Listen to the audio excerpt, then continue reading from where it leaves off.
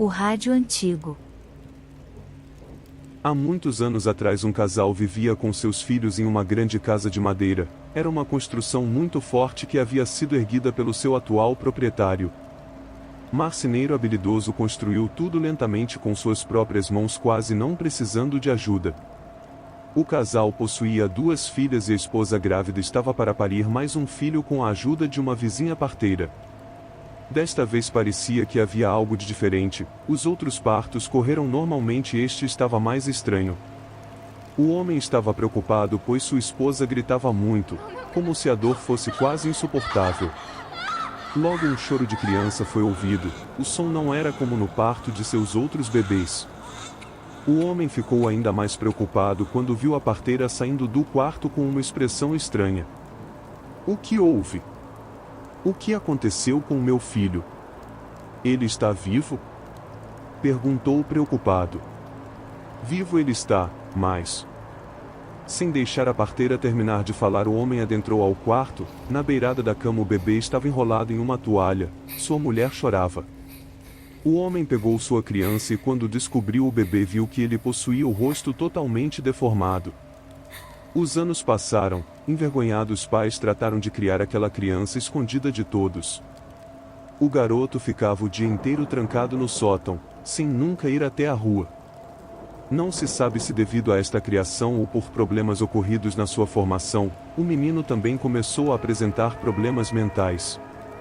Durante todo o dia, e muitas vezes, à noite também ele emitia vários sons estranhos como se fossem gemidos. Para tentar esconder a presença dele no sótão, seus pais deixavam um rádio ligado. O som se espalhava pela casa e o menino quase não era ouvido.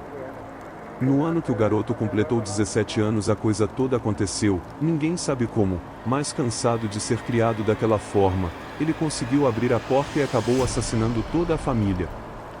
Pais e irmãs, ninguém sobreviveu, ninguém ouviu o barulho, pois mesmo longe da casa o único som ouvido eram as músicas tocadas pelo velho rádio. Atualmente a casa de madeira abandonada continua no mesmo lugar e, às vezes, durante a noite quem passa pelo local diz ouvir o som de um rádio tocando. Dizem até que o velho rádio está lá dentro e que apesar da casa estar vazia, ninguém teve coragem de roubá-lo ou tirá-lo da casa. É dito que se alguém entrar na casa e ouvir o rádio no mesmo horário que a família foi morta, é possível ouvir seus gritos e lamentos por terem sido assassinados. Antes que alguém pergunte, os corpos da família foram encontrados enterrados, mas até hoje, ninguém sabe o que aconteceu com o garoto. Portanto, cuidado! Se ouvir um som de rádio tocando sem haver um aparelho seu ligado, e ele poderá estar atrás de você. O porão. Anos atrás minha família decidiu passar as férias na Serra Gaúcha, e para isso alugou uma pequena e antiga casa em Gramado.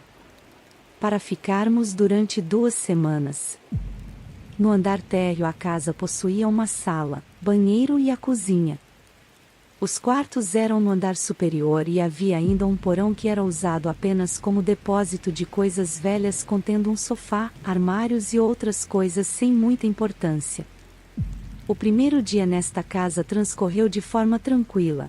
Passeamos pela cidade, voltamos à tardezinha, fizemos um delicioso churrasco, brincamos e dormimos todos esgotados pelas atividades do dia. Na segunda noite algo aconteceu. Fomos acordados no meio da noite por um grito terrível vindo do quarto de minha irmã. Quando meu pai chegou correndo até lá encontrou a garota sentada na cama, gritando e chorando muito. Meu pai se sentou ao seu lado, a abraçou e perguntou o que havia ocorrido. Ela contou que tinha acordado sentindo um cheiro horrível. Quando ela abriu os olhos disse ter visto o quarto inteiro encharcado de sangue, as paredes possuíam marcas de mãos e pés, o líquido vermelho escorria pelas paredes e havia respingos por todos os lados. Todos pensaram que havia sido apenas um pesadelo, porém minha irmã se recusou a dormir novamente naquele cômodo, e acabou se mudando para o de meus pais, até o final das férias. Em outro dia minha mãe estava fazendo o almoço, enquanto meu pai estava fora, e nós explorávamos o porão, examinando cada coisa velha que achávamos por lá. Até que ouvimos um estalo e a luz apagou-nos, deixando na escuridão. Apesar de ser dia, o lugar ficava quase todo escuro, iluminado apenas por uma claridade que vinha do andar superior, nos permitindo ver apenas as paredes de pedras antigas. Eu comecei a ficar com medo. Sem claridade aquele porão era assustador, nós estávamos paralisadas sem saber direito o que fazer. De repente um mau cheiro começou a invadir nossos narizes, me fazendo sentir náuseas. Era cheiro de carne podre, como se houvesse algum animal morto por ali. Um barulho veio de um canto escuro, parecia que algo se arrastava pelo chão. Eu e minha irmã gritamos e saímos correndo em direção da porta. Subimos a escada e lá embaixo podíamos ouvir algo como se tivesse arranhando o chão. O cheiro de podridão aumentava e a porta não queria abrir. Nós batíamos na porta e gritávamos sem parar, até que minha mãe abriu com cara de assustada.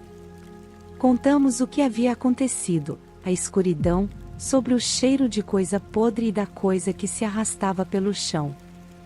Ela prontamente disse que estávamos impressionadas pelo lugar antigo e que desceria até lá e substituiria a lâmpada, que provavelmente estaria queimada. Apreensivas ficamos no topo da escada enquanto ela descia para o porão com uma lâmpada e uma lanterna nas mãos. O tempo que ela ficou lá embaixo pareceu uma eternidade. De repente ela surgiu da escuridão subindo os degraus correndo, fechou a porta do porão e sentou-se em uma cadeira. Seu rosto estava branco e seus olhos arregalados de medo. Eu não quero que vocês desçam até lá novamente, disse ela em voz alta, quase gritando. Em seguida pegou o telefone e foi para a sala onde ligou para a polícia. Nós ouvimos ela falando que havia visto alguém no porão. Enquanto esperávamos a polícia, ficamos todas juntas, olhando assustadas para a porta que ia para o andar inferior, receosas que a qualquer momento, alguma coisa saísse de lá. Nossa mãe recusou a dizer o que tinha visto lá embaixo. Quando a polícia chegou, nossa mãe os recebeu e os chamou para entrar na casa. Chegou até a porta do porão, a destrancou e eles desceram até a escuridão, empunhando lanternas e as armas em punho. Ficaram por um longo tempo procurando, mas não encontraram nada. O mais curioso é que não havia outra forma de sair lá de baixo, pois o porão não tinha outras portas ou janelas. Assim que os policiais saíram, minha mãe contou o que havia visto lá no porão.